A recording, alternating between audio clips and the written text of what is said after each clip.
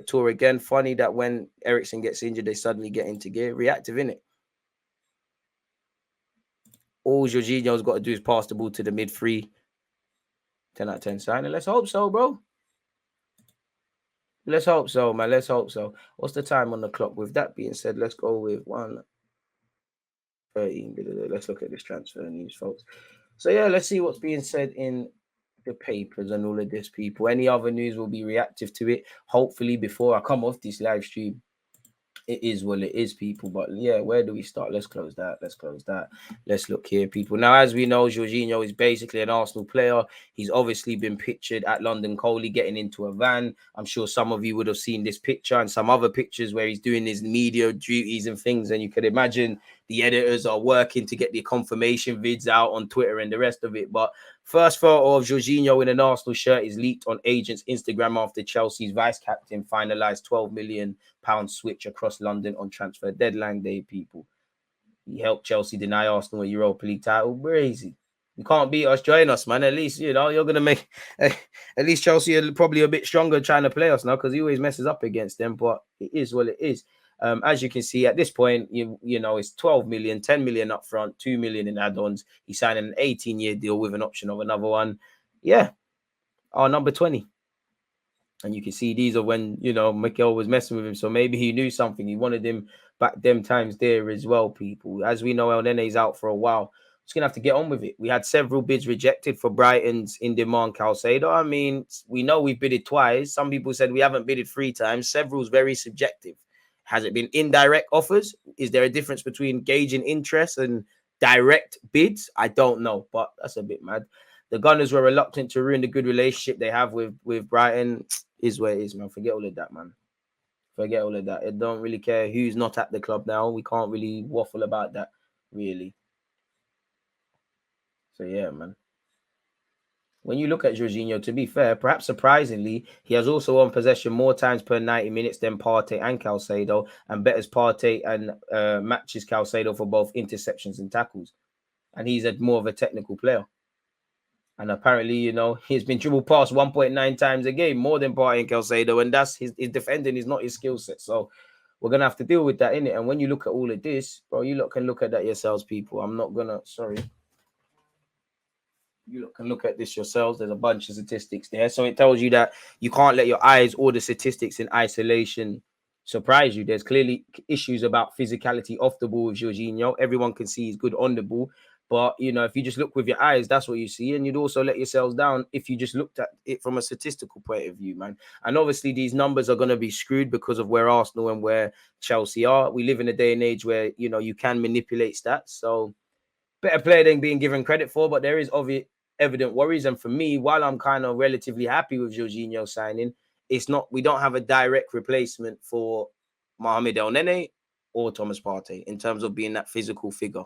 So that's the issue I have with it. But yeah, man, time has progressed since then, people, in relation to these. We've been covering this. Again, this is why you shouldn't listen to all these journalists. You know, this guy came out and said, it's my understanding Arsenal have lodged a third bid for Moses Caicedo, a club record. Huge single payment as one lump sum. Allow it. Acknowledge seems info. This is wrong this morning. So shut your mouth, man. This is what's wrong with these journalists, man. Everyone wants to be the exclusive don. Just shut your effing trap and let things happen. I don't want to see you on my... And I told you, look, this morning, bro, not to trust him. Does that look like someone you trust?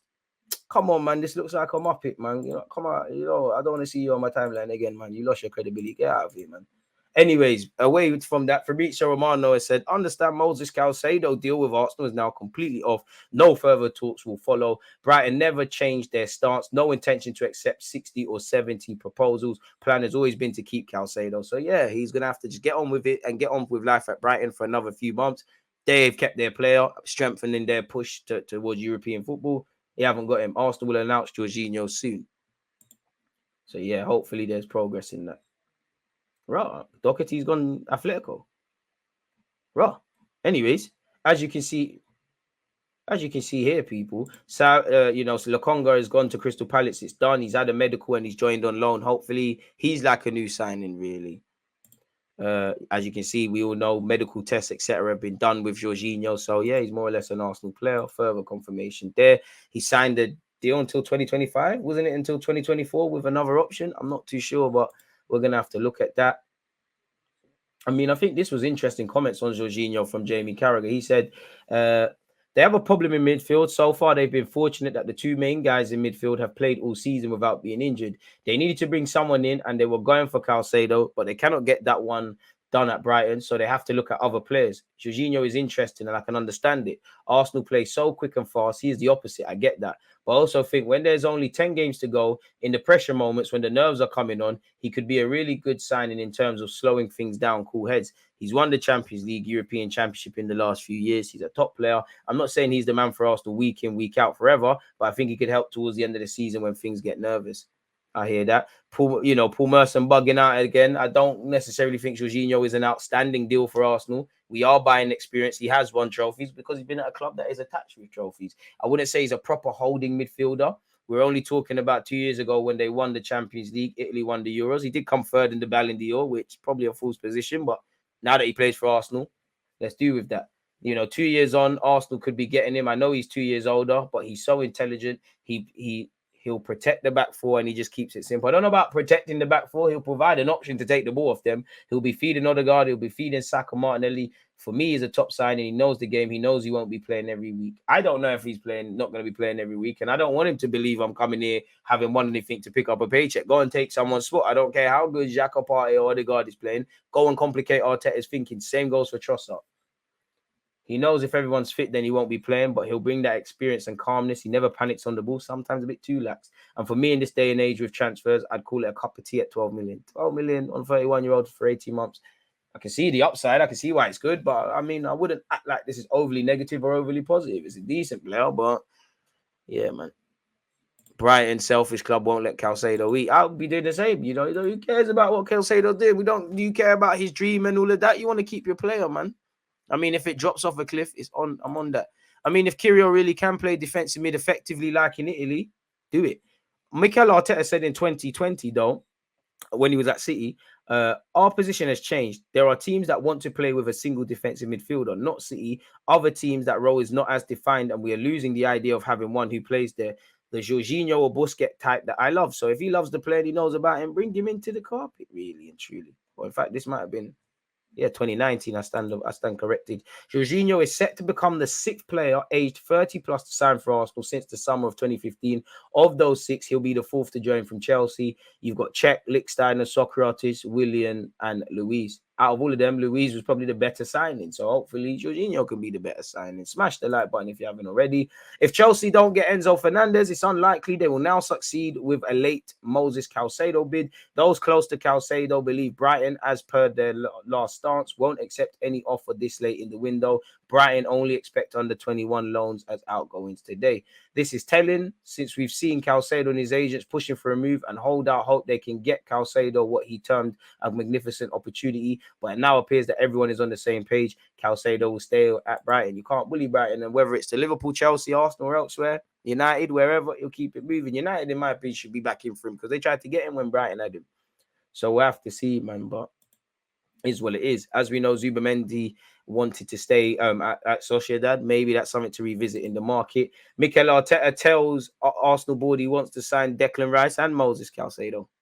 Arteta has made it clear to his Arsenal board that he wants to sign West Ham captain Rice, regardless of whether the Gunners land Brighton's Moses Caicedo or not. Clearly, it hasn't happened, people. Caicedo has attracted interest from Chelsea, has made it clear to Brighton that he wants to leave and his preference to join Arsenal. I mean, like Mudrik's preference was. And we all know Declan Rice is a summer target. There's everything from 60 to 80 to 90 to 100 million for the midfielder. We'll have to see. Given Rice's skill set and price tag, it's thought that a move for Caicedo was an alternative to the Englishman, but the Sun say Arteta wants to sign Rice regardless of whether Arsenal land Caicedo today, as he wants to significantly bolster his midfield. So Caicedo and Rice would cost around 170 million, excluding other areas. So we'll have to see. Again, Omar Rekic has had a terrible loan spell in Holland. He's been recalled and he joins Miguel Aziz at Wigan Athletic, who have sadly, Kevin Betsy and Colo Torre lost their jobs there. Marquinhos has gone out on loan. As you lot know, he's joined Norwich, people. He'll wear the number 13. And he said he's very happy. So hopefully he can do a thing under David. Is it David Wagner there? Yeah, David Wagner. So hopefully he can do a thing there. Arsenal target Ivan Fresnadar could still leave Real Valladolid on deadline day, allegedly, according to reports. We did once hear Arsenal and Dortmund agreed a fee for him. For one reason or another, he hasn't moved. We did hear he would go back on loan. So we have to see, really and truly. Arsenal are looking for cover at right back, with Cedric Suarez expected to join Fulham. Has he gone yet? Nope. And Elneny, an update with Arsenal people. Following an injury sustained in a recent training session, subsequent assessments have confirmed that Mohamed Elneny has a significant injury to his right knee. Mo has had successful surgery in London and will be ruled out for an extended period of time, with there being only 19 games left his peak. A more detailed timescale will be established once the early stages of the rehab have been completed. Now, privately, the club know. Is he going to be back, best case, in 2 months, or is he out for the rest of the season? Doesn't help the club, especially reading the room with what's being gone here. Everyone at the club will be offering Mo all the support he needs and working hard with him so he can return to action as soon as possible. Once again, Omar Rekic has gone to Wigan on loan, people. He only played 7 times on loan at Sparta Rotterdam, so hopefully he could do a madness, people, and put himself in the shop window either for Arsenal or whatnot. We've seen Salah Odin recalled from Hull City. Apparently there was a buyback option. Apparently he's been injured and he's struggled to make an appearance, the 19-year-old. So we'll have to see what's going on in that regards, people. So yeah, sometimes it just doesn't work out. A few players have been recalled, people. So yeah, once again on Arsenal.com, Marquinhos has gone to Norwich. Jorginho is moving ever closer to this Arsenal stuff. I still can't believe Doherty to Atletico. Wavy settings for you. Palace have signed Lokonga allegedly, people. We await official confirmation on such. We did hear, Lokonga's undergoing a loan.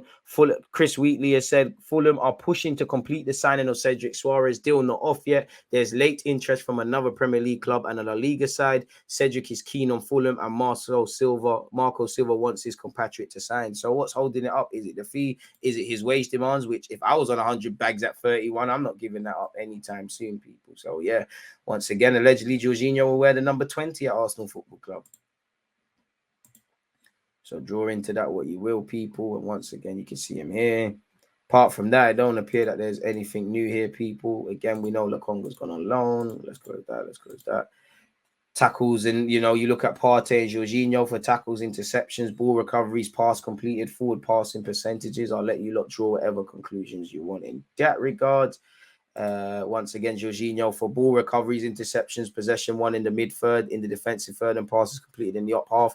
He ranks first for four of the 5 here, where he's third. So again, you can't just read into stats. You can't just look at the eye test. But this shows you he might be better at certain things that we're concerned about, but also evidence concerns still remain. So whatever you believe in it, really, I know some of you are hoping on another signing, but it looks like the third and final one will be my man, innit?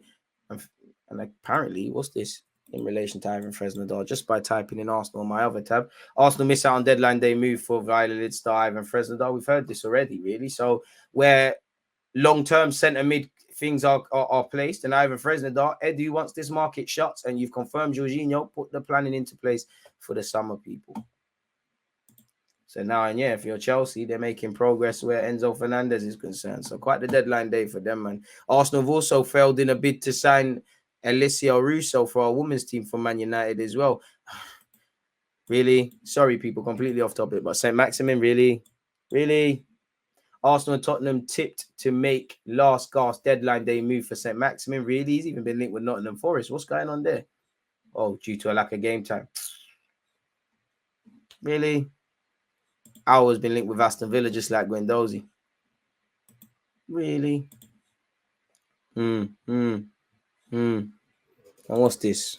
What's this one? Let me see what this is. Apparently Fulham's Cedric Suarez to Fulham is being held up because of Shane Duffy's transfer from Brighton. Oh, right, Brighton are letting certain players go. We'll have to see, man. Really? So draw whatever conclusions you want to draw there, people. But I always say I don't tell you what to think. Just think. Don't blindly accept anything. But you're going to have to draw whatever conclusions you want there. But in relation to the transfer news at 6:45, basically, UK time, that is that, really. So probably you'd expect in the next few hours, Jorginho's confirmed. Then that's that. Does what I said to him does it consistently.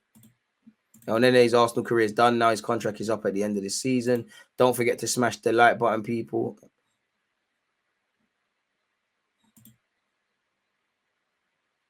Man said, DG, I'm reliably informed that Edu is a big fan of yours and watches your streams regularly. Diallo, I hope so, but you know, in the same way these journalists come out and say sources, this, that, and the other. I don't know, man. You never know in life who's watching, so keep going if you've got a dream out there, man.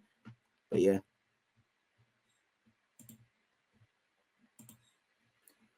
Boy, if you're on Twitch, don't forget to subscribe with Amazon Prime. Strengthen from a position of strength. We are doing well. Players want to come in, but we're not willing to act like a big club. I was hoping to feel more confident about a second half season title charge post January transfer window, but I don't. It's peak. They're talking about the summer, but what about now? We may not be this lucky next season.